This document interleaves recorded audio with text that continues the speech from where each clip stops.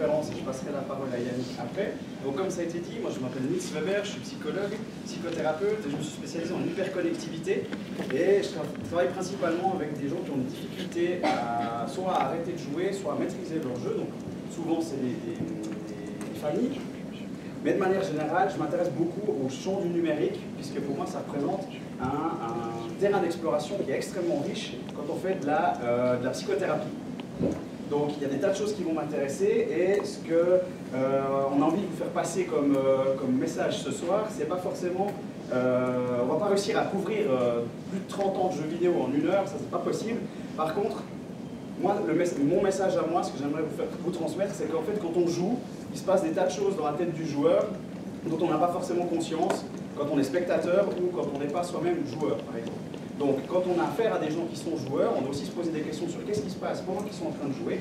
Et c'est un peu ça l'idée que j'aimerais vous transmettre, c'est de comment est-ce qu'on peut aussi des fois dépasser ses propres a priori sur le sujet du jeu vidéo si on n'est pas soi-même joueur. Comme ça a été dit, je suis assez actif dans d'autres domaines liés aux jeux vidéo. Bien sûr, vu qu'on est sur la thématique du numérique, ben, on a mis nos comptes Twitter respectifs, et vous aurez ceux de Yannick après aussi. Donc si vous avez des questions, n'hésitez pas à nous contacter via mail ou via Twitter, ça marche très bien. Donc vous avez le mien ici, celui de Gaming Federation qui est ici, dont on a parlé avant, et puis celui du site Semperludo, qui est un site sur lequel on écrit des critiques de jeux, et on essaie aussi des fois d'écrire des guides à destination des parents sur comment aborder certaines formes de jeux.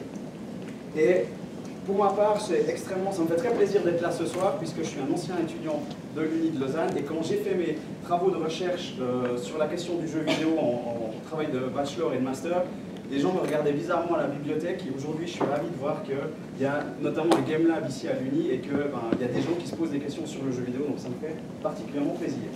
Et je te cède la parole pour te présenter. Merci beaucoup. Il y a un Game Lab, il y a aussi une association d'étudiants intéressés par le jeu vidéo, l'association Pixel. 2 choses pour rebondir sur ce que tu viens de dire. Donc, je vais sur ma slide. Tout d'abord, on ne va pas traiter 30 ans de jeux vidéo, on va traiter 60 ans de jeux vidéo ce soir. Deuxième chose, il y a quelques étudiants qui m'ont eu à l'époque où j'étais assistant du cours de statistiques. Je suis vraiment désolé si ça vous a laissé un mauvais souvenir. Je propose qu'on parte sur d'autres bases ce soir. Donc voilà, sinon merci beaucoup Grégory pour la présentation et puis à tous les organisateurs, organisatrices pour l'invitation. Ce qu'on va essayer donc de faire ce soir, c'est la première fois qu'on donne une présentation ensemble, et j'espère pas la dernière, c'est d'essayer de mettre un petit peu en commun ces compétences. Donc moi, j'interviendrai au milieu de la soirée, et puis je donnerai un contexte un peu historique et culturel sur la place qu'a pris le jeu vidéo dans la société, son développement économique, et puis aussi sa réception. Et donc là, on va enchaîner avec Nils sur finalement la question centrale de la soirée, celle à laquelle on va essayer de répondre, c'est qu'est-ce qu'apporte le jeu vidéo, et en particulier, quel est le langage du jeu vidéo? Parce que le jeu vidéo s'exprime à travers le game design, s'exprime à travers en fait un langage et des codes qui lui sont propres. Et donc on va essayer ce ne sera pas toute la soirée autour de ce thème, mais en tout cas l'introduction, on va essayer de décrypter tout ça. Merci.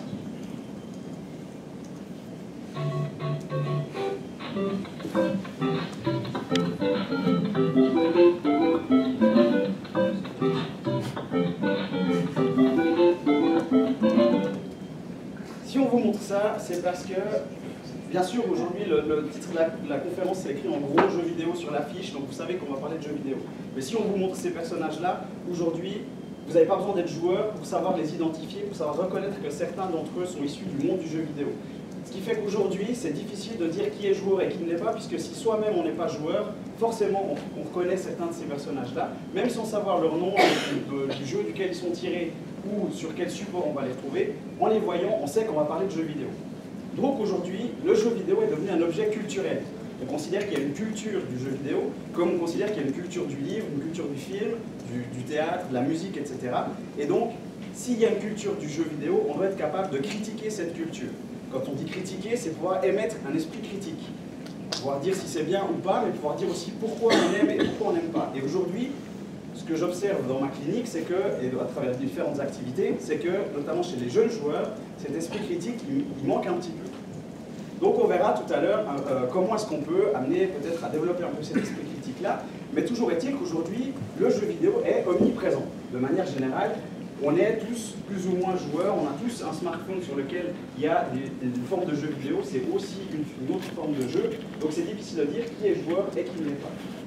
En fait, ce que j'observe, c'est que quand on parle de la représentation du jeu vidéo, du média jeu vidéo, on a dans l'inconscient collectif l'idée que le jeu vidéo c'est d'abord un loisir de niche et qu'ensuite aujourd'hui c'est quelque chose qui est extrêmement démocratisé. Alors effectivement, dans les années 90, par ici, on a cette idée du jeu vidéo comme loisir de niche. Mais comme me le faisait remarquer Yannick tout à l'heure, quand on remonte à l'origine du jeu vidéo, on a des consoles qui se vendent plus, qui se sont vendues plus que les grosses consoles d'aujourd'hui. Donc en fait, on voit que la représentation du média, elle est souvent assez biaisée. Moi, ce qui m'intéresse, ce n'est pas forcément les chiffres de vente ou le nombre de joueurs, etc., mais plutôt de se dire, aujourd'hui, le numérique fait partie de notre quotidien, et le jeu vidéo, c'est une des expressions de ces univers numériques. Donc forcément, quand on travaille avec des patients, forcément, ils ont une utilisation numérique. Et vu que moi, je me suis spécialisé dans la question du jeu vidéo, bah forcément, c'est très intéressant d'aller creuser à quoi jouent les joueurs, à quoi jouent les patients, à quel type de jeu, sur quel type de console, avec qui, de quelle manière, etc., etc. Donc, de manière générale, moi, ce que j'observe, c'est qu'ici, on arrive, les enfants qui arrivent dans le monde aujourd'hui sont dans un monde qui est complètement colonisé par le jeu vidéo. Il y en a partout. Et il y a ce pouvoir captivant et fascinant. Donc, si nous, on a grandi à différentes étapes de ce diagramme, et qu'on a appris à jouer à ces consoles, on a appris à utiliser ces outils numériques, aujourd'hui, c'est à nous aussi, qu'on soit adulte ou parents ou simplement citoyens, c'est aussi à nous de se poser des questions sur comment on accompagne la génération suivante dans l'apprentissage de ces technologies-là, et notamment le développement de cet esprit critique. Alors, on va entrer dans le vif du sujet, puisque vous avez vu que le titre de la conférence c'est de Super Mario à Fortnite, mais peut-être avant, un petit mot de précision, c'est que notre but ce soir, c'est absolument pas de vous vendre l'image parfaite du jeu vidéo. Au contraire, on va essayer d'être assez critique nous aussi, puisqu'on a à cœur de se positionner en tant que consommateur ou qu'acteur critique de ce milieu-là aussi. Et que le but de cette conférence n'est pas du tout que vous ressortiez d'ici en ayant envie d'aller vous acheter une console, et que si parmi certains d'entre vous sont des rebelles et conservent un Nokia 3210 à la place d'un smartphone, mon but et celui de Yannick, c'est pas de vous faire croire, de vous faire accepter que c'est mieux le smartphone que le Nokia 3210, pas du tout. Pour moi, je considère que c'est très bien justement qu'on n'ait pas tous les mêmes intérêts et pas tous les mêmes manières de se projeter dans ces univers numériques-là. Donc, le mot d'ordre, c'est esprit critique. C'est pas forcément dire tout est merveilleux, on va voir que tout n'est pas négatif non plus, mais il faut pouvoir se positionner, se poser des questions, c'est ça qui est fondamental. Donc maintenant, on va entrer dans le vif du sujet, on va commencer notre étape, première étape dans le monde du jeu vidéo avec Super Mario. Pour ça, on va voir en fait fondamentalement pourquoi est-ce qu'un jeu vidéo intéresse les enfants. On va commencer avec la question des enfants puisque ça va nous donner des informations sur ensuite comment on aborde la question en tant qu'adolescent ou en tant qu'adulte. Mais déjà, on va se poser la question du point de vue des enfants. Pour ça, on va faire une petite expérience. Est-ce que quelqu'un parmi vous n'a jamais joué à Super Mario? Est-ce qu'il est d'accord de venir jouer?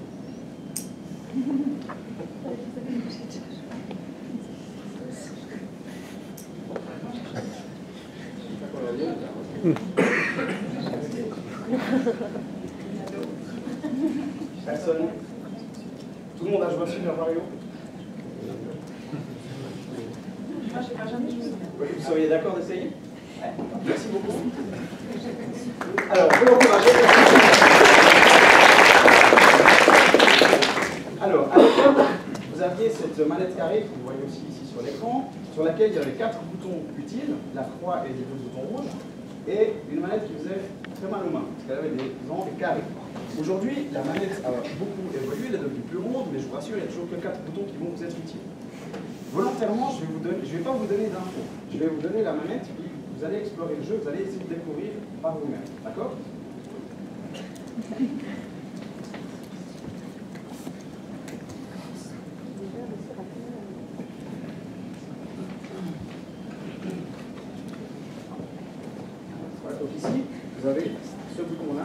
Et le rouge et le vert qui vous servent à l'équilibre. D'accord? Celui-là. Voilà.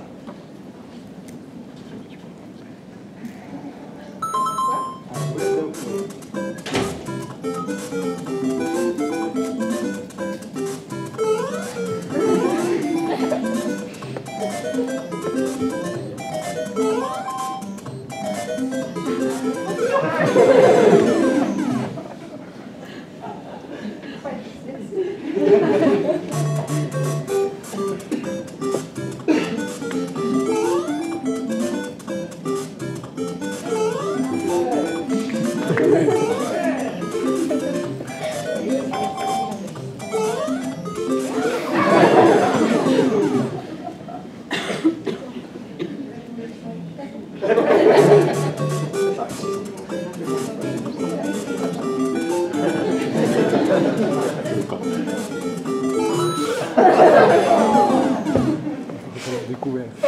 Essayer de taper dans le truc. Là, vous avez poussé vos 3 minutes. Est-ce que vous aimeriez réessayer ou pas? Ce sera le même. C'est la même chose. début. Alors, J'ai pris déjà.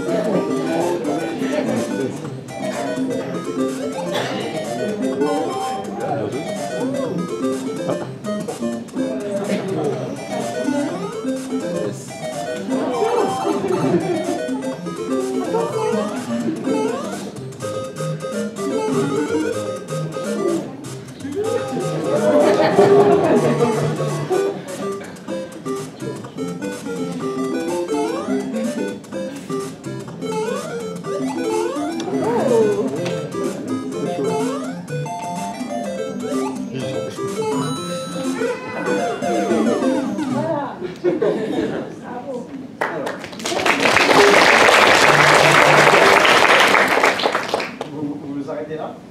Je crois, je sais pas si ça vous passionne. Ok, alors merci beaucoup. Attendez, partez-moi, j'ai quelques questions pour vous. Qu'est-ce que vous avez fait en premier quand je vous ai donné la manette?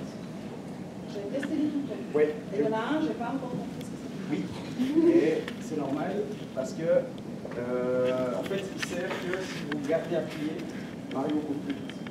Mais il a une utilisation qui est différente des autres. Les autres, vous appuyez une fois, celui-là il faut le maintenir appuyé. Donc c'est une mécanique qui est différente. Mais vous n'en avez pas besoin.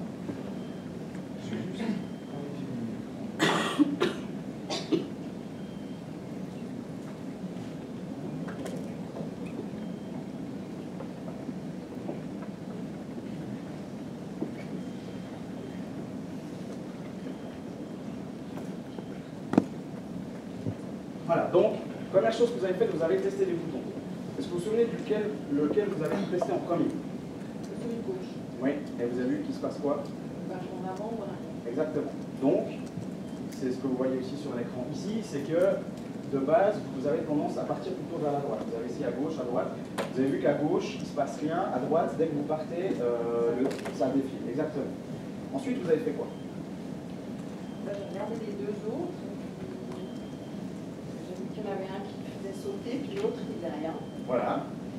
Et puis comme je suis un petit peu dyslexique, j'avais de la peine à me souvenir qu'il fallait que j'actionne pour faire sauter ou avancer. Oui.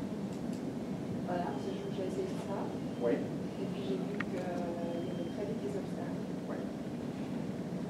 Fondamentalement, si je vous donne la manette comme ça, que je ne vous donne pas d'informations, c'est pour vous mettre un peu dans la peau d'un enfant à qui on donne une manette et on dit voilà, débrouille-toi, découvre le jeu. Voilà. Comment vous êtes senti au moment où, ça c'est des questions qui ne sont pas évidentes, mais comment vous êtes senti au moment où je vous ai donné la manette? Je sais que le public attentif. Bon, bah, c'est vrai que j'étais curieuse parce Oui. que j'ai jamais joué Oui. et puis que quelque part jouer pour jouer, je sais pas si je serais tenu beaucoup plus longtemps. Oui. Parce qu'à d'un moment, comme c'est tout le temps répétitif, je me lasse. Oui. Mais c'est vrai qu'il y a eu un moment où j'étais dedans et je me disais un petit peu oublié. Oui.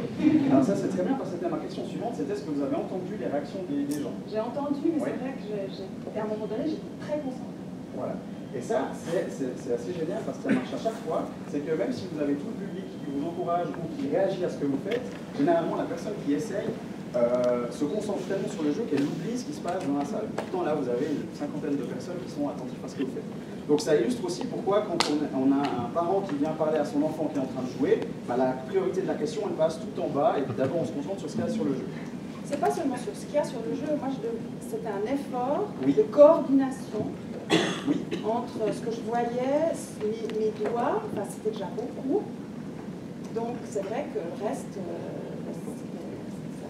c'est parti à côté. C'est ça. Et ensuite, donc, vous avez testé les boutons, et puis là, donc, vous avez super bien joué votre rôle, merci beaucoup, parce que là, je vous garantis que ce n'est pas une capture d'écran, mais c'est exactement ce qui vous est arrivé. Vous avez rencontré le premier ennemi, et vous l'avez heurté, donc le jeu vous a ramené au début. Donc ça, là, à ce moment-là, soit le but du jeu, c'est d'aller de ce point-là à ce point-là, puis c'est pas très marrant, ou alors, probablement qu'il y a autre chose à faire. Et là, qu'est-ce que vous avez fait? Vous avez échoué la première fois. Je suis repartie. Oui, exactement. Vous avez recommencé et vous avez essayé les autres boutons pour voir ce qui se passait. Et en gros, vous avez fait une première erreur, comme on le voit ici, et puis ensuite, vous avez combiné les deux actions que vous aviez apprises dans le premier segment pour triompher de l'épreuve qui se présentait à vous. C'est-à-dire que la deuxième fois, ça marche, et à ce moment-là, vous avez fait ce qu'on appelle un apprentissage par essai-erreur. Vous essayez une chose, ça ne marche pas, vous essayez autre chose. Et ça, c'est une des raisons pour laquelle les enfants aiment bien le jeu vidéo. C'est parce que l'apprentissage par essai-erreur, c'est un des premiers apprentissages que les enfants utilisent pour apprendre des choses. Ils observent les adultes faire, et ils essaient de répéter ces actions, et quand ça fonctionne, ben, l'action est validée. On le voit, c'est un exemple qui marche très bien avec les formes en bois que les tout petits enfants doivent mettre dans les trous. Si on met le rond dans le triangle, ça ne marche pas, le rond dans le carré, ça ne marche pas, le rond dans le rond, ah là, ça marche. Qu'est-ce qui se passe quand nous, en tant qu'adultes, on voit un enfant qui met le rond dans le rond? Voilà, exactement. On l'applaudit, on le félicite, on le récompense. Fondamentalement, l'enfant, il s'en fout pas mal. Hein, d'avoir mis le rond dans le rond, ça ne lui change pas sa vie. Par contre, au moment où il fait ça, il déclenche une réaction chez les parents qui lui apprennent « Ah, cette action est bénéfique, vu qu'il y a une relation parent-enfant, une interaction, donc je vais la répéter. » Ici, c'est pour ça que je dis que vous avez super bien joué votre rôle, c'est parce que ici, en 30 secondes, vous avez acquis les compétences nécessaires pour terminer le jeu. Bien sûr, après ça devient plus difficile, il faut essayer plusieurs fois, mais de base, les compétences de base, vous les avez acquises. Donc c'est une des raisons pour laquelle les enfants aiment bien le jeu vidéo, parce qu'ils se sentent récompensés régulièrement. Ici, il n'y a pas besoin d'avoir beaucoup d'informations pour que le cerveau se sente récompensé, se sente gratifié. D'ailleurs, vous avez dit quelque chose de très intéressant, vous avez dit, quand je vous ai proposé de recommencer, vous avez dit « Ah oui, pourquoi pas, je suis déjà acquise », ou je ne sais plus quel terme vous avez utilisé. Ouais, j'avais envie de faire mieux. C'est ça. Et généralement, à chaque fois que je fais cette expérience et que je demande aux gens s'ils ont envie de refaire, ils ont envie d'aller jusqu'au bout, ou en tout cas de réessayer une fois. Après, généralement, comme vous l'avez dit, les gens disent « Oh, j'en ai marre, c'est pas mon truc, ça m'énerve », et c'est pas un problème. Mais par contre, et si je vous demande comment vous vous êtes senti au moment où vous avez réussi à passer le premier ennemi, est-ce que vous arrivez à le dire? Comment vous vous êtes senti au moment où vous avez réussi à comprendre ce qu'il fallait faire ou... Ben, je me dis, bon, ben, c'est bien, je peux aller plus loin, sinon je dois recommencer toujours au début, puis c'est vrai que j'ai pas envie de refaire 10 fois la même chose. C'est ça. Et généralement, ça suffit d'avoir triomphé d'une petite épreuve comme ça pour qu'on se dise tiens, j'ai envie d'aller voir ce qu'il y a après. Donc là, c'est vraiment les mécaniques de base, mais c'est ça qui suffit aussi à faire qu'on ait envie de rejouer. Oui, puis il y a des choses en plus. Tout à coup, il y a ces briques, ces points d'interrogation. Donc, c'est ça. Ça vient titiller ma curiosité. Exactement, et surtout que tous ces éléments-là sont associés à des formes d'apprentissage par erreur, justement. D'ailleurs, on l'a vu au moment où vous avez attrapé le premier champignon. C'est-à-dire que le premier ennemi que vous croisez, il n'y a aucun indice qui vous dit que c'est un ennemi, vous foncez dedans, vous apprenez que c'est dangereux, et ensuite il y a le champignon qui tombe, il n'y a rien qui vous dit que c'est un bonus. D'ailleurs, vous avez essayé de l'éviter, mais par erreur, vous êtes tombé dessus, et vous avez vu que c'était plutôt bénéfique. Donc chaque fois que vous apprenez quelque chose, ça vient d'une erreur.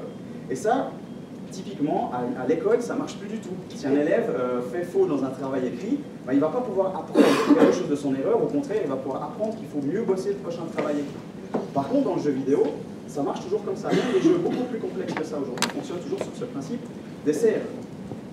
Et ça, l'exercice qu'on est en train de faire là, je vous remercie d'y participer, c'est pas évident. Et ça c'est l'exercice qu'on devrait pouvoir faire de plus en plus, notamment avec les jeunes joueurs, c'est comment on met des mots sur ce qui se passe pendant qu'on est en train de jouer. Merci beaucoup, vous pouvez regagner votre place, et je pense qu'on peut l'applaudir. Et pour passer la parole à Yannick, je vais juste vous faire une petite parenthèse de ce qu'on appelle du game design, c'est-à-dire comment est-ce qu'on construit un jeu pour que l'expérience de l'utilisateur soit agréable et compréhensible. Je vous ai dit, je ne vous donne aucune information. Donc ici, le jeu, par lui-même, vous apprend ce que vous pouvez faire.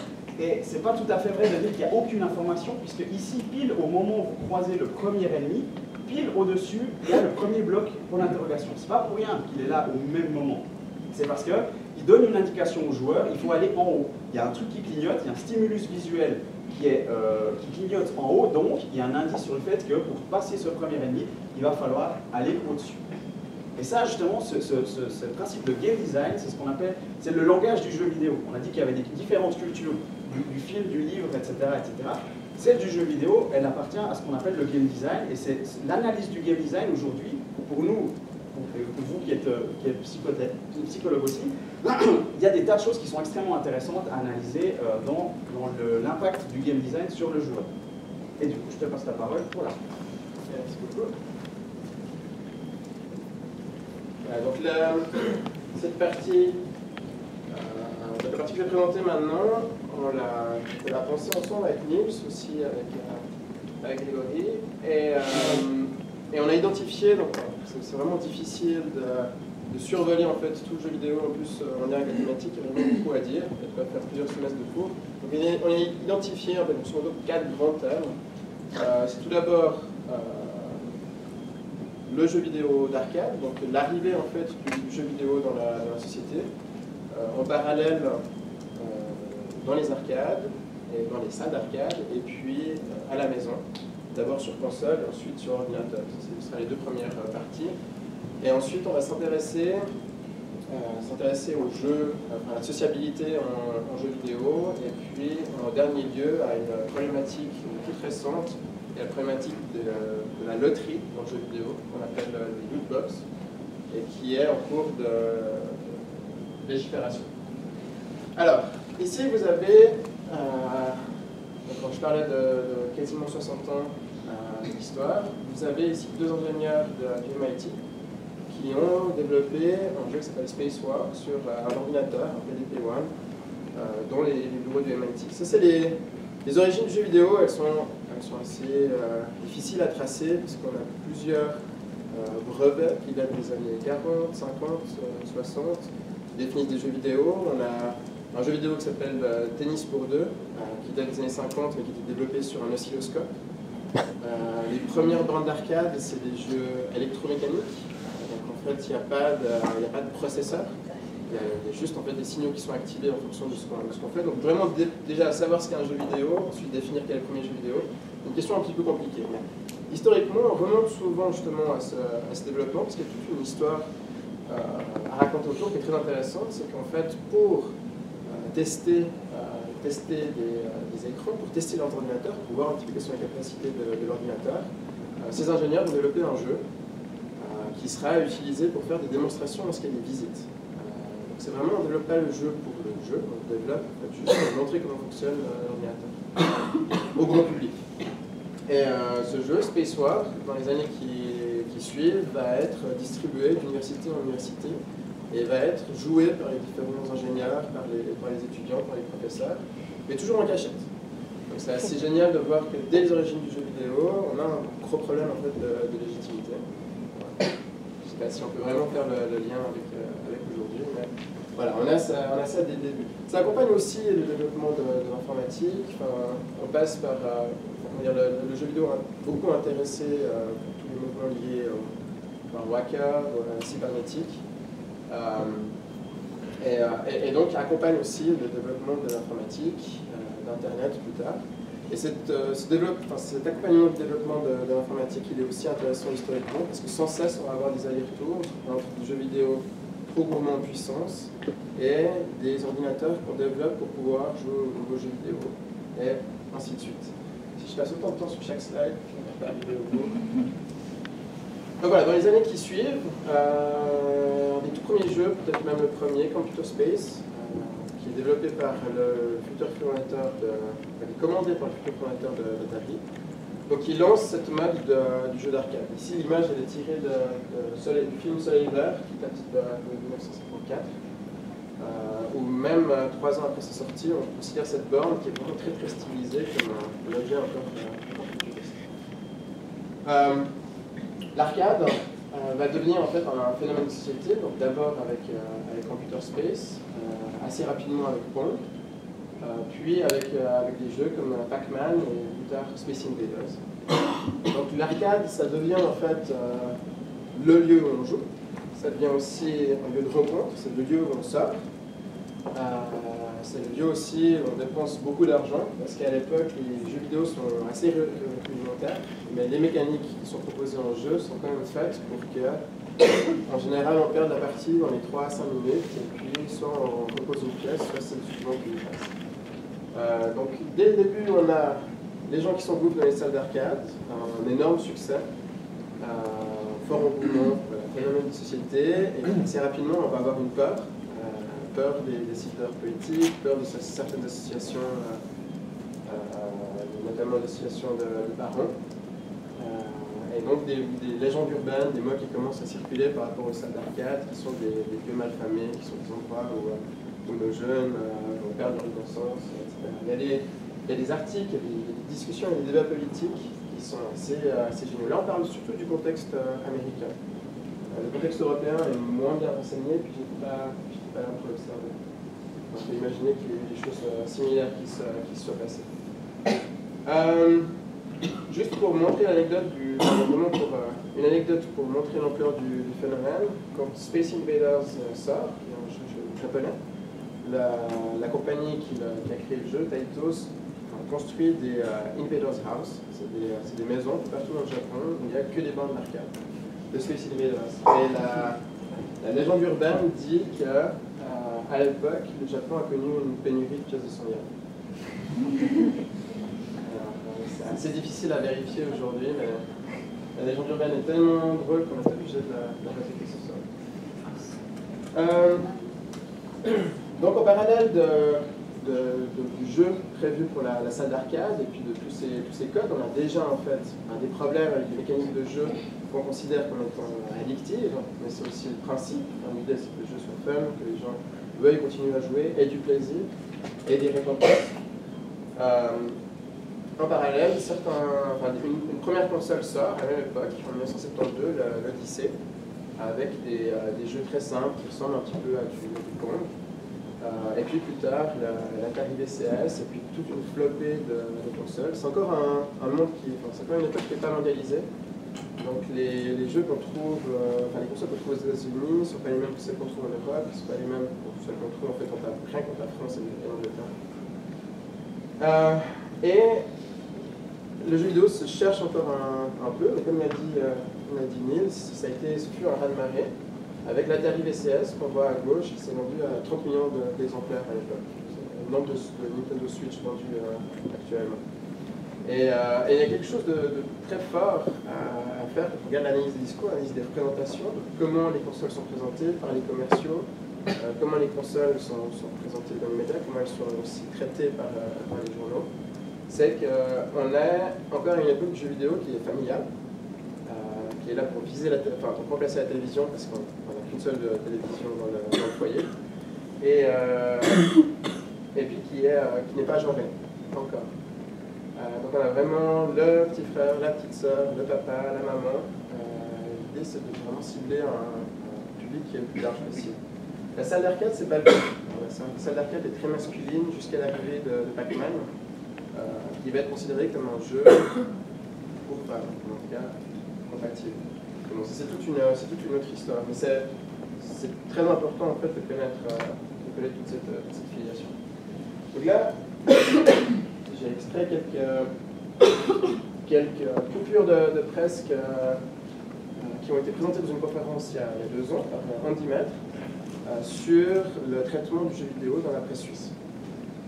Voilà, là vous voyez, en fait, c'est assez médiatique. Ça commence vraiment dans les années 90. Il y a très très peu d'occurrences dans les années 80. Ça commence dans les années 90. Et en fait, on va déjà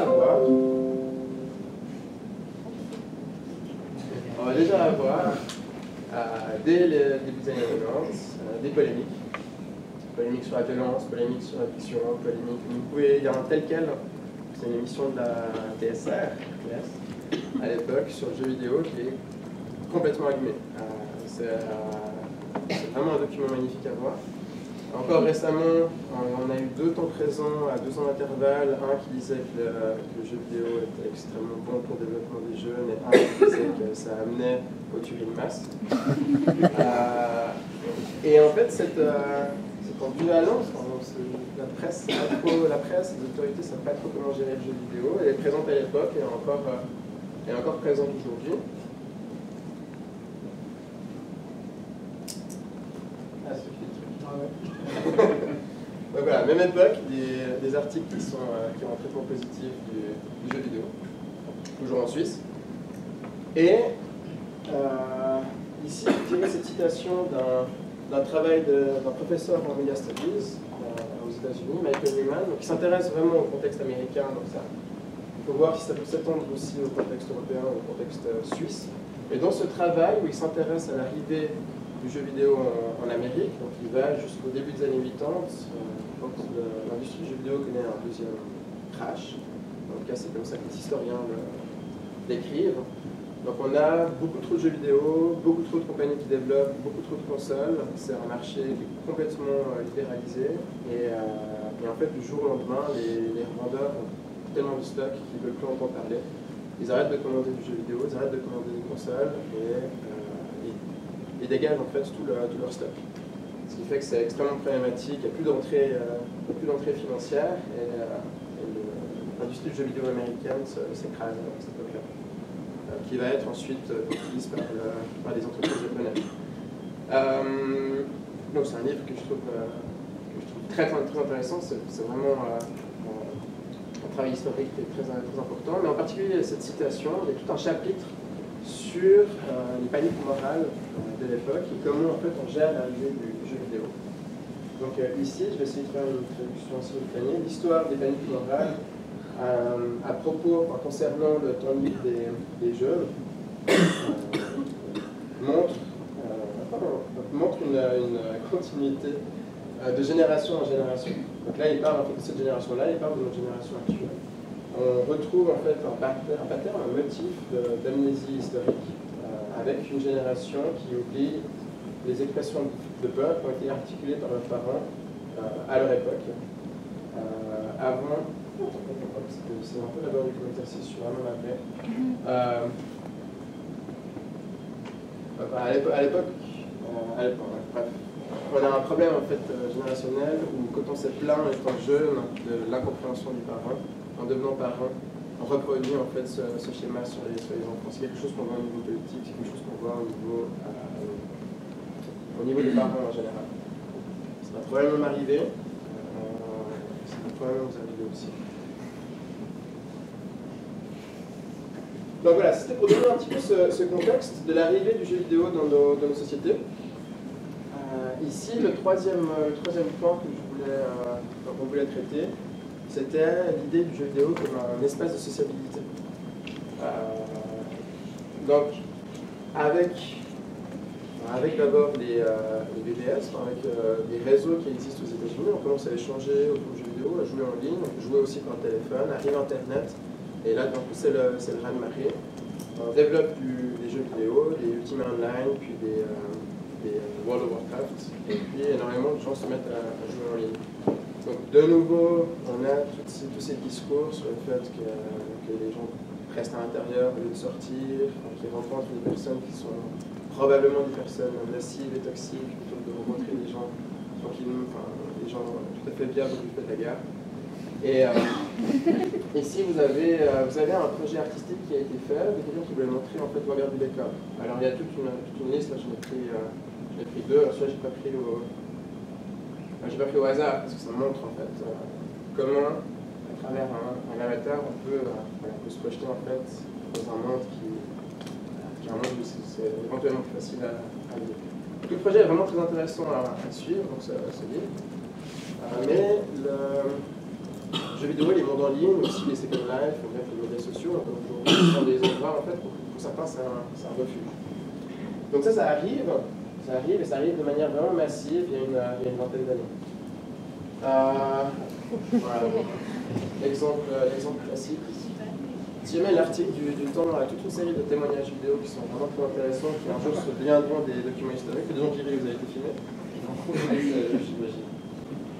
Et là, de nouveau, quand le jeu sort, on se plaint du fait qu'il soit gratuit, mais il fallait acheter des choses à l'intérieur. Donc les enfants vont se ruiner. Ils vont passer leur temps sur leur téléphone, alors qu'en fait ils passent leur temps dehors à visiter la ville, puis à vouloir visiter tout le reste du pays. Et surtout ils se rencontrent, ils en discutent sur des forums en ligne, ils s'échangent des astuces. Ça crée en fait un réseau de sociabilité parallèle qui permet pour ceux pour qui c'est difficile de sortir du préau de l'école ou des réseaux qui sont imposés. Sur ce point, je vous recommande ces deux documents que j'ai trouvés admirables. C'est une collection de livres qui invite des personnalités, enfin, pas forcément des personnalités, mais des chercheurs, des journalistes ou des artistes à parler d'un jeu. Et ils sont vraiment libres, ils ont carte blanche.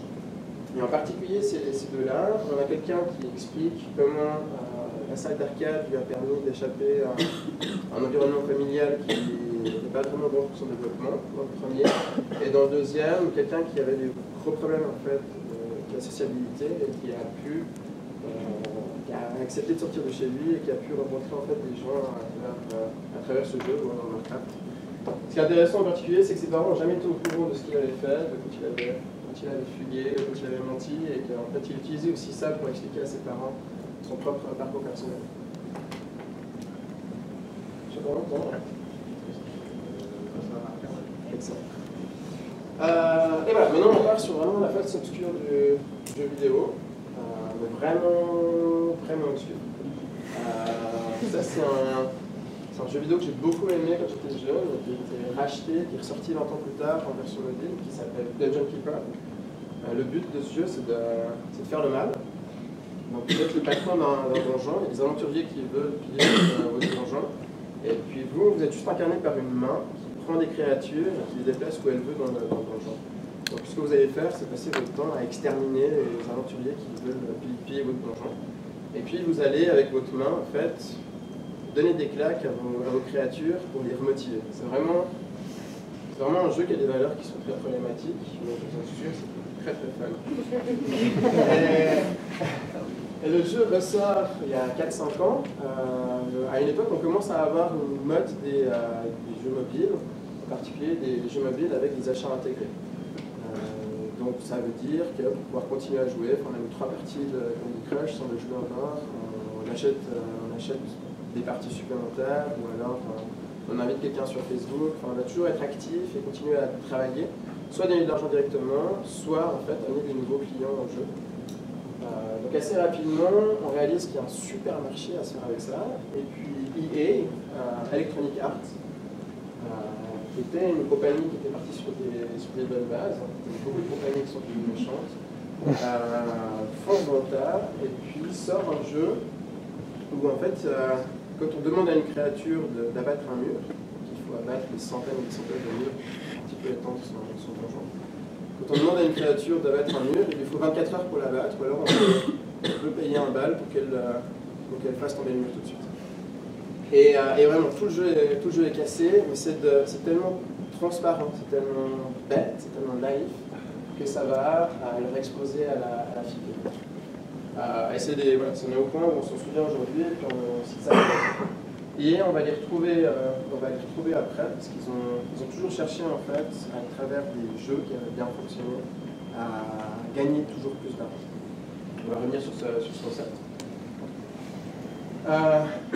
Avec notamment l'idée des lootbox, on va revenir en fait sur les achats intégrés. Mais là, on arrive sur un autre problème qui est celui des lootbox, qui est pour lequel on a une discussion en cours. Vous voyez, l'article ici est récent. C'est probablement en fait un phénomène qui existe aujourd'hui parce qu'on a un gros problème d'inculture numérique au niveau de nos décideurs. Donc le principe de la lootbox, c'est que vous pouvez acheter du contenu dans votre jeu, mais vous ne savez pas ce que c'est. Vous achetez un paquet de vignettes de Panini, mais dans votre jeu vidéo. En général, un jeu vidéo que vous avez déjà acheté. Peut-être même que vous avez payé un abonnement pour pouvoir jouer en ligne. Et donc vous allez acheter, en fait, si vous voulez un objet en particulier, vous allez acheter des paquets de cartes, ou des lootbox, des mystery box aussi, jusqu'à ce que vous trouviez ce que vous cherchez. Et dans ce cas particulier, on a un niveau d'ignominie qui est génial, où les compagnies qui mettent ça dans leur jeu payent des youtubeurs pour qu'ils fassent des vidéos pour que leurs audiences, là on parle de Jake Logan et puis de Icegun, qui ont des audiences, c'est des enfants qui ont 8-10 ans, pour qu'eux-mêmes en fait investissent, prennent l'argent de leurs parents et puis investissent dans ces boîtes qui servent à rien, mais qui reposent sur, dans ce cas-là, des mécaniques qui sont connus, documentés sur le plan de la recherche en psychologie et puis qui marchent. Une mécanique où on a une forme de validation. C'est juste une illustration. On a amené en particulier la Belgique, où là on avait des personnes qui étaient bien informées, à intervenir très très vite et puis à considérer que les lootbox étaient des jeux de hasard et donc dans leur forme actuelle étaient illégales. Si vous avez des questions sur le contexte suisse, Nils serait très heureux en fait de vous informer. Voilà, donc vous pouvez se demander pourquoi ils font ça. Et c'est pas plus simple, c'est pas plus compliqué que ça. Activision, qui a racheté Blizzard, ceux qui font World of Warcraft, Activision, si on revient en fait dans le passé, là, je vais faire une petite production historique. C'est des développeurs de jeux qui travaillent pour Atari, et Atari refuse de mettre leur nom, refuse de considérer que le jeu vidéo est une œuvre avec un moteur. Et donc il y a toute une série de développeurs d'Atari qui partent, qui créent Activision, et qui accueillent de nouveaux développeurs. Donc ils partent vraiment sur des bonnes bases, c'est une des belles histoires du jeu vidéo. Et aujourd'hui en fait, chaque année ils battent leur corps, et chaque année ils virent une centaine de personnes. Parce qu'en fait, il y a moins besoin aujourd'hui de développer des jeux de qualité. En fait, en mettant quelques mécaniques, les jeux deviennent rentables par eux-mêmes. Ça me permet, je vais vous toutes laisser la parole, ça me permet de parler en fait justement de ce système-là, qui est le Game as Service. Ce qui se passait avant, c'est qu'on achetait un jeu. Déjà, la console n'était pas connectée à Internet, donc on avait notre cartouche, et puis ça s'arrêtait. On allait jouer le reste de notre vie avec notre cartouche, il n'y aurait jamais de mise à jour, il n'y aurait jamais la possibilité d'acheter quelque chose en ligne. Aujourd'hui, on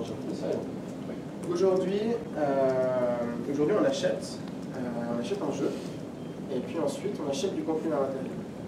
Ou alors on achète pour jouer en ligne, ça c'est encore un sens. Mais parfois il y a des contenus supplémentaires, et c'est bien difficile de savoir en fait quand est-ce qu'on n'est plus dans la même situation qu'avant, quand est-ce qu'on se fait arnaquer ou pas arnaquer. On va voir maintenant le modèle qui marche aujourd'hui. Donc on a eu les Candy Crush, on a eu les Dungeon Keeper. Si vous jouez à FIFA, vous êtes sans cesse sollicité en fait pour dépenser de l'argent avec le jeu, vous avez déjà coûté 8 ans de francs à la base. Donc il y a quelque chose de très très malsain, mais souvent il suffit de regarder qui est le développeur pour savoir que ça va mal se passer. Et donc le modèle économique aujourd'hui, vous avez probablement entendu parler de Fortnite, simplement dans toutes les conférences déjà. Fortnite, de nouveau, raz-de-marée, tous les jeunes y jouent, particulier les très jeunes jouent à ce jeu. Et donc on s'inquiète de son influence, on s'inquiète de la portée qu'il a, on s'inquiète en particulier du mal qu'il peut faire à nos jeunes, surtout qu'ils annoncent chaque fois des bénéfices, des revenus records. On se demande d'où vient l'argent et tout, et donc on est tellement habitué à avoir ces scandales qu'on pense que c'est la même chose avec Fortnite. Donc que Fortnite a appris des autres, est plus subtil. On discutait avec Niels, on ne sait pas si c'est une bonne ou une mauvaise chose, mais en fait c'est arrivé avec un modèle économique où on ne paye pas le jeu de base. Parce que là, quand on paye le jeu et qu'on repaye dedans, on a quand même l'impression de se faire un petit peu avoir. Fortnite propose de ne pas payer le jeu, d'essayer. Vous pouvez jouer toute votre vie gratuitement au jeu. Vous n'aurez pas accès à tout, mais vous ne serez pas moins bon que les autres, vous ne serez pas désavantagés. Simplement, après, vous pouvez décider de customiser votre avatar. Donc, ça veut dire décider que votre avatar doit ressembler à un robot ou à un joueur de foot, etc. Et comme, en fait, ça devient un peu un marqueur social de jouer à Fortnite, c'est pas forcément être bon, si possible, mais de jouer à Fortnite, ben on veut avoir une skin, donc un avatar qui est drôle, ou bien qui nous représente. Et puis ben, après ça s'étend à acheter des éléments supplémentaires, à acheter des danses qui deviennent des moyens d'expression en jeu. Ce qu'on se disait avec Niels, c'est qu'on n'a pas ce prix d'achat au début. Et avec nous, on paye pour un jeu qui est tout le temps en développement, il y a des nouveaux contenus qui sortent chaque semaine. On paye aussi pour les frais de serveur. Mais à quel moment, enfin, vu les revenus qu'il y a, les bénéfices qu'il y a, à quel moment est-ce qu'on a vraiment amorti le jeu? Et à quel moment est-ce que finalement on est dans le même modèle que d'habitude? Là, vous avez une psychologue française qui elle, a travaillé sur le game design. Elle est partie avant le développement du mode Battle Royale, avant sa sortie. C'est un article que je recommande, il est là un petit peu au sujet aussi, c'est qu'on parle de Fortnite, et que je recommande parce qu'elle explique comment des travaux de psychologie ont permis d'optimiser le game design. Et donc, par game design, on entend vraiment plaisir en jeu. Parce que le jeu a fonctionné aussi parce qu'il est agréable et parce qu'il a plu. Voilà, donc là c'était juste une illustration. Chaque jour, vous avez quelques éléments que vous pouvez acheter. Le fait qu'il y en ait très très peu, ça fait que le même jour, tout le monde a le même nouveau élément, donc on joue aussi, etc. Donc ça crée en fait une attraction. Et ça fait aussi que les éléments qui n'ont pas été présents dans le store et qui reviennent après 1, 2 ou 3 mois bénéficient en fait d'une espèce d'aura de rareté et deviennent intéressants. Donc vous voyez, il y a quand même des mécaniques un tout petit peu malsaines. En fait, il y en a des tonnes. C'est juste qu'il est moins pire que les autres. De mon point de vue, je pense qu'on pourra encore débattre sur cette question. Et voilà, ça c'était aussi du contenu supplémentaire que vous pouvez acheter. On n'en parle pas trop, mais vous pouvez acheter des challenges à faire. Vous achetez une espèce comme une course d'orientation, vous avez plein de missions à faire et ces missions elles vous permettent d'acquérir en fait. Je pense que c'est important d'avoir des idées, et puis surtout si on donne une conférence sur les jeux vidéo, c'est important de voir un tout petit peu ce que c'est. On va revenir un tout petit peu sur Fortnite, mais si vous avez des questions après sur ce modèle et que ça peut vous être utile en fait dans votre pratique professionnelle, on est volontiers à disposition pour vous décrire comment ça se passe. Et il faut savoir aussi que Fortnite maintenant est plus à la mode. Hein. Il y a un nouveau jeu encore mieux qui est sorti qui s'appelle Apex Legends, qui est en train de détrôner, qui change en quelques subtilités qui sont suffisantes en fait pour créer un nouvel effet de mode. À travers tout ce passage historique, en fait, ce qu'on voit, ce qu'on veut vous montrer surtout, c'est qu'à partir des questions de game design qu'on vous a montré avec Super Mario, on parle du game design pur et dur, et on en arrive jusqu'à aujourd'hui, la question des lootbox, qui n'ont aucun rapport avec le game design. On est dans un enrobage du game design par un modèle économique qui n'a pas de lien direct avec le game design. Donc en fait, tout le parcours historique qu'on vient de faire nous permet de comprendre que quand on parle de jeux vidéo, on ne parle jamais que de jeux. Jouer, c'est pas seulement l'activité de jouer. Ça, c'est quelque chose qu'on connaît déjà en psychologie, puisque le jeu des enfants est très intéressant à étudier. Mais du coup, étudier le jeu vidéo et la manière dont on joue, que ce soit uniquement dans le game design, mais aussi jusqu'à tout ce que ça englobe en matière de modèle économique, écologique, social ou de communication, il y a vraiment des tas de choses qui sont très intéressantes à étudier. Et comme je le disais en introduction, aujourd'hui, on manque un peu d'esprit critique par rapport à tout ça, parce que on le voit, il y a de plus en plus d'études du jeu vidéo qui commencent à pousser l'apport de l'université, c'est très bien, Mais ça reste encore un sujet qui est un peu tendancieux. On l'a vu encore récemment où des chercheurs doivent encore batailler pour prouver que le jeu vidéo est un objet de recherche. Comme on l'a vu tout à l'heure, dans l'évolution du jeu vidéo, dans l'évolution historique, depuis le début du jeu vidéo et surtout dans les années 80-90, il y a une forme de pression sur les joueurs de devoir se défendre, de devoir justifier le fait que jouer ne rend pas idiot, ne rend pas violent, etc. etc. Et aujourd'hui, cette résistance, elle existe toujours, puisque aujourd'hui on voit que on a certains esprits qui vont réfuter l'objet jeu vidéo comme objet d'étude, mais on va aussi avoir des joueurs qui vont être très incisifs dans la manière de défendre le jeu vidéo. Dès qu'on va toucher la corde du jeu vidéo, beaucoup de joueurs vont tout de suite monter sur leurs grands chevaux en essayant de défendre leur culture. Et ce que j'observe aussi quand je vais dans les écoles parler de jeux et de faire des questions de prévention, d'information, finalement je vois que l'esprit critique n'est pas énormément développé puisque tout le monde joue un peu au même jeu. Et là on revient sur l'aspect social qui est extrêmement important dont parlait Yannick, c'est que quand on parle de jeu, on parle aussi des relations qui se créent dans le jeu, mais en dehors du jeu aussi. Et globalement, dans les écoles, tout le monde joue au même jeu que les copains. Bon, c'est assez rare d'avoir des joueurs qui jouent à un jeu en particulier tout seul, mais la plupart du temps, on joue ensemble. Et aujourd'hui, on l'a dit, forcément, Fortnite, c'est le rouleau compresseur qui fait que tout le monde joue. Et en fait, ce que je trouve intéressant, c'est que quand j'ai commencé à me questionner à me préoccuper de ces questions de jeux excessifs, etc., le grand méchant loup, c'était World of Warcraft. Ensuite, ça a été League of Legends, ensuite c'était Minecraft, et maintenant c'est Fortnite. Mais il n'y a pas un de ces jeux qui est plus dangereux que les autres. Simplement, il y a un immense effet de mode qui fait que c'est sur ce jeu-là qu'on va trouver le plus de joueurs, et cette pression sociale fait aussi que c'est là qu'on va trouver le plus de joueurs potentiellement excessifs aussi. Maintenant, on va faire une petite expérience comme on l'a fait avec Super Mario. Alors, je ne vais pas demander à quelqu'un de jouer à Fortnite, ce sera un petit peu compliqué. Par contre, on va essayer de décortiquer une séquence de Fortnite. Qui dans la salle est joueur de Fortnite? Osez lever la main bravement. Ok, quelques-uns, pas beaucoup, d'accord. Qui ne connaît Fortnite mais n'a jamais joué? Ok, donc la plupart. Et qui ne sait absolument pas de quoi il s'agit? Ok, d'accord, très bien. Alors, je vais vous montrer un extrait de Fortnite qui dure 5 minutes. Et ensuite, je vais vous demander ce que vous avez observé. Donc soyez attentifs à ce que vous allez voir, et puis on fera la différence entre ceux qui jouent et ceux qui ne jouent pas. Donc soyez attentifs à ce que vous allez voir maintenant.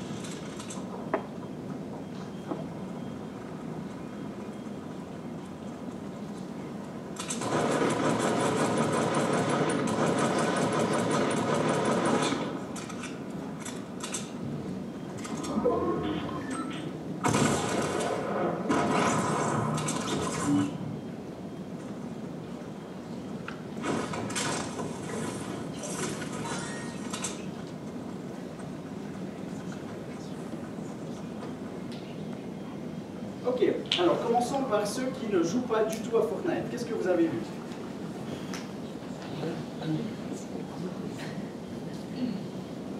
Oui? Oui, un peu un décalage entre quelque chose d'assez violent avec des décors un peu tout jolis, paisible quoi. Oui.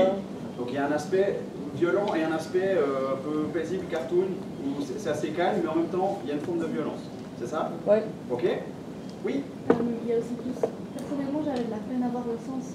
Oui. Où est-ce qu'elle va chercher ça? Pourquoi Donc là, si on ne nous explique pas ce qui se passe, on ne comprend pas quel est le but. C'est ça? Ok? Oui? Les Georges Nantard, Oui? différents mots de... Voilà, donc il y a plusieurs façons. On voit qu'elle récupère différents types d'armes, mais on ne sait pas forcément pourquoi. C'est juste? Bon, la fin, hein, on peut attirer sur Ouais. le film. Hein, Ouais. Et Exactement. que c'est quand même devenu de plus en plus violent. Je veux dire, C'est ça, donc il y a une forme de violence, effectivement. Oui? le silence, enfin il n'y a pas de musique et du coup on entendait énormément de bruitage, mais notamment j'ai remarqué quand quelqu'un est rentré dans la maison, on a entendu la porte claquer, donc la Exactement. personne s'est cachée pour tirer dessus. C'est ça, donc il n'y a pas de musique, donc c'est une ambiance très calme. Il n'y a que les bruitages et les bruits de pas, d'armes, etc. Oui? Oui? Il n'y a jamais de pause, c'est tout le temps en action. Oui, exactement. On est tout en action, mais en même temps, est-ce que vous avez eu l'impression que cette action était intensive? Ouais, ok, d'accord. Oui? J'ai l'impression, moi je sais pas si c'est moi qui ai un peu OCD, mais c'est comme s'il y avait des items à l'infini à ramasser, puis que ouais, c'est juste tellement de choses que ça finit jamais. Oui, exactement, il y a toujours quelque chose à ramasser, c'est juste, ouais, ouais. Dernière observation? Oui? C'est stressant parce qu'on voit qu'il a tué quelqu'un, donc il ne s'est pas tué. On se demande à chaque pas si quelqu'un va pas arriver. Exactement, donc on entend les pas, comme je l'ai dit avant, on ne sait jamais où est-ce que quelqu'un va surgir, etc. Donc il y a un côté stressant. En même temps, il y a un côté où on voit qu'il ne se passe pas énormément de choses, mais quand il se passe quelque chose, c'est assez prenant et stressant, effectivement. Donc tout ce que vous venez de dire, c'est effectivement, on le voit, c'est présent dans cette vidéo. Il y a une forme de violence, il y a une action intensive, qui en même temps est calme, et tout d'un coup, il y a des pics de stress, et il y a différentes formes d'armes, et on se tire dessus. Donc tout ce que vous avez dit, effectivement, est présent dans cette séquence. Maintenant, à ceux qui jouent à Fortnite, qu'est-ce que vous avez vu? Ouais. Il est lent, il est extrêmement lent. Oui. Il n'utilise pas les constructions qui sont une partie du jeu. Il n'a Oui. pas changé ses touches, du coup. Il y avait les pièges électriques, du coup, c'est une des premières versions de Fortnite. Oui. Ça doit être tourné. Ouais, sortie du jeu vidéo. Oui. Ouais, je peux le Ok, très bien, merci. Quoi d'autre? Oui. Clairement, comme ils le disent aussi dans le milieu, on montrerait une vidéo comme ça des gamins, ils diraient que c'est un bandit. Exactement. Mais on voit aussi que ouais, c'est un nouveau joueur, il y a des réflexes qui ne sont pas encore en place. C'est comme madame qui jouait encore avant à Super Mario. C'est un peu de la découverte, parce que rien que quand il jette un objet pour en récupérer un autre, ça se fait normalement automatiquement quand on décide de sélectionner sur l'objet. Oui. On voit qu'il utilise des petits bandages, alors qu'il y a une trousse de soins complète, qui aurait pu le soigner complètement. Il y a des potions qu'il n'utilise pas. On sent que c'est encore au niveau découverte. Ouais, donc il y a des erreurs du joueur. Ouais. Autre chose? Oui. Au niveau ressenti personnel, après, c'est un peu moins ce que observé dans la vidéo. Oui. Mais en fait, en tant que joueur, ça fait mal de voir quelqu'un jouer comme ça. Je sais pas, c'est comme si on est joueur d'échecs et on voit quelqu'un qui fait des erreurs de débutant, etc. C'est vraiment frustrant. Oui. Effectivement. Autre chose encore? C'était prévu sur là? Oui, en fait, ce qui est assez amusant, c'est que j'utilise cette vidéo généralement quand je fais des conférences entre les parents et les ados. Et généralement, il y a l'argument c'est un mauvais joueur, ça ressort assez souvent, effectivement. Mais tout ce que vous avez dit là, oui. Dernière remarque. Oui, c'est assez incroyable, c'est qu'ils croisent deux autres joueurs qui sont encore pires que lui. En fait, tout ce que vous venez de dire, c'est aussi présent dans cette vidéo. Et c'est ça qui, moi, m'intéresse énormément, c'est que quand on parle de jeux vidéo, si on est soit même joueur ou pas, et si on a la manette dans les mains ou pas, on n'a pas du tout la même expérience du média. Là, tout ce que vous avez dit, que vous soyez joueur ou non, c'est juste. Tout ce que vous avez dit est présent dans cette vidéo-là. Simplement, on voit que vous avez radicalement un point de vue différent sur le média qu'on vient de voir. Si je montre cette simple image, on n'a même pas besoin de la vidéo à ce moment-là, si je montre cette image, je demande à des gens qui ne jouent pas quelle est la première chose qu'ils voient, généralement ce qu'on dit c'est il y a une arme et on se tire dessus, parce que c'est normal, c'est un réflexe humain. Quand on a une image de gens qui se tirent dessus, ben, on est surpris, on est interloqué. Si je demande à des joueurs ce qu'ils voient, ben, ils vont me répondre généralement ça, c'est-à-dire ils vont être attentifs à tout ce qu'il y a autour, qui sont justement les mécaniques de gameplay, qui sont les éléments de gameplay qui permettent d'interagir avec le jeu. Et au final, les joueurs, l'aspect violence, ils ne le voient même pas, parce que c'est pas du tout ça qui est important à ce moment-là, c'est tout ce qu'il y a autour. Et c'est effectivement tout ce que vous avez dit, les bandages, la carte, les pièges, etc., la mauvaise utilisation des armes, etc. Donc on voit que les deux expériences sont concrètes, sont réelles, mais ne sont pas du tout les mêmes. Et c'est ça qui est fascinant aujourd'hui, c'est de voir qu'on a un média qui est omniprésent, mais dont on va parler de manière radicalement différente du fait qu'on soit joueur ou pas. Et même si on prend deux joueurs, et d'ailleurs ça rejoint un petit peu la remarque que vous avez faite à la fin, c'est vous n'avez pas la manette dans les mains, donc là vous avez une réaction de spectateur en disant ça me fait mal de voir un joueur qui joue mal. Donc déjà là, même si on est joueur soi-même, si on n'a pas la manette dans les mains, on a une expérience qui est différente aussi. Donc c'est ça qui est intéressant, je vous disais tout à l'heure, d'essayer de dépasser vos a priori, c'est que si vous avez affaire à des joueurs parmi vos patients par exemple, c'est d'essayer d'aller creuser ce qui se passe derrière. C'est-à-dire que oui, il y a une forme de violence, et beaucoup d'élèves et de jeunes adolescents avec lesquels je travaille me disent oui mais Fortnite c'est pas violent, il n'y a pas de sang. C'est un argument, mais c'est une forme de violence aussi, et vous l'avez dit, c'est violent, et vous avez raison, c'est une forme de violence. Donc ça fait partie aussi de dépasser ces a priori, de se dire, ok, c'est une forme de violence, ce message est important à transmettre aux plus jeunes, mais maintenant je dois aussi me poser la question sur ce qu'il y a autour, qu'est-ce qu'il fait, qu'est-ce que le joueur recherche. Et c'est ça qui est, au final, qui est passionnant. On le voit typiquement avec les parents, où les parents ici vont être focalisés sur l'arme, finalement on pourrait dire les non-joueurs, hein, c'est un peu pareil, vont être focalisés sur l'arme et la violence, qui est présente, qui est une réalité, et les joueurs ou les plus jeunes vont être focalisés sur le gameplay, sur la manière dont on interagit avec le jeu. Donc on voit qu'on n'est pas du tout sur la même ligne de discussion, on n'arrive pas à se comprendre parce qu'on n'a pas les mêmes référentiels. Donc l'idée c'est de créer, à travers une expérience comme ça ou à travers la conférence qu'on vient de vous donner, c'est de créer des espaces dans lesquels on va pouvoir se croiser. Créer des espaces dans lesquels on va pouvoir élaborer un dialogue autour du jeu vidéo. Et c'est ça qui est fondamental aujourd'hui, c'est d'ouvrir un maximum d'espaces dans lesquels on va pouvoir parler de jeux vidéo, puisque en dialoguant, en mettant des mots sur ce qu'on vit pendant qu'on est en train de jouer, on est capable de prendre du recul sur sa propre pratique, mais on est aussi capable de dépasser certaines formes d'a priori et de limiter les risques d'excès, mais aussi de voir qu'on peut partager des émotions qui sont radicalement différentes. Donc, le message qu'on voulait vous transmettre ce soir, c'est justement de voir comment dépasser ces a priori. Ça, c'est un exemple. C'est de se dire, ok, moi, la première chose que je vois, c'est que c'est une forme de violence. On se tire dessus, ça me déplaît. Et ça, encore heureux, vous avez le droit de ne pas aimer.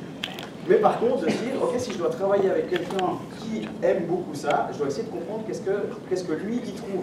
Ça ne veut pas dire qu'on doit le laisser faire tout et n'importe quoi, surtout s'il s'agit de jeunes joueurs. On l'a vu, comme le disait Yannick, il y a des mécaniques aujourd'hui autour de gameplay, notamment avec les lootbox qui peuvent être fortement déconseillés. Mais l'idée, c'est d'aller creuser l'objet jeu vidéo, c'est d'aller voir pourquoi c'est fascinant. On a vu l'aspect captivant, l'aspect apprentissage par essai-erreur. Justement, même dans un jeu comme Fortnite, ça fonctionne aussi. Je tente quelque chose, ça ne marche pas, je recommence une partie et je relance. D'ailleurs, ce qui est assez particulier avec un jeu comme Fortnite, on a parlé de la sociabilité, ce qui fait qu'un jeu comme Fortnite fonctionne, un des éléments, c'est que tout le monde y joue. Et qu'on y joue avec les copains. Et c'est là où il y a un piège au niveau du jeu qui peut potentiellement être excessif, c'est que les plus jeunes joueurs vont avoir du mal à se dire là je m'arrête, là c'est fini, j'ai fait cette partie et je m'arrête. Parce que ce qui se passe généralement, c'est que quand on gagne la partie, on se dit oh, on a super bien joué, ben, on en refait une, on veine, là on va pas se laisser abattre. Et de l'autre côté, si on rate une partie, on se dit oh non, on a trop mal joué, on relance une partie, parce que là on va pas rester sur une défaite. Et du coup on est dans ce cycle où le fait qu'il y ait un groupe social dans le jeu fait qu'il suffit qu'il y ait un membre du groupe qui dit allez on en refait une, pour que les autres joueurs doivent former une opposition pour dire non là c'est trop tard, je dois aller me coucher, mes parents sont sur mon dos, etc. etc. Et ça il ne faut pas oublier que du côté des adolescents, cette capacité à dire stop là je m'arrête parce que sinon demain je serai crevé, elle vient très tardivement. On sait que c'est lié fortement à la zone préfrontale du cerveau, dans laquelle on a les mécanismes qui permettent de dire là il faut que je m'arrête. Et cette zone, elle se finit de se développer à l'âge de 25 ans. Donc demander à un adolescent de s'arrêter en disant oui je n'ai qu'une heure après je m'arrête, c'est hyper difficile. C'est un apprentissage qui doit se faire. Mais on voit comme ça, comme on l'a dit, on effleure juste le sujet ce soir, parce qu'on pourrait en parler pendant tout un semestre, mais clairement, quand on parle de jeux vidéo, c'est nécessaire d'aller le découper en tranches pour savoir de quoi il est constitué, pour qu'on puisse en parler de manière plus élaborée et comprendre ce que le joueur y recherche.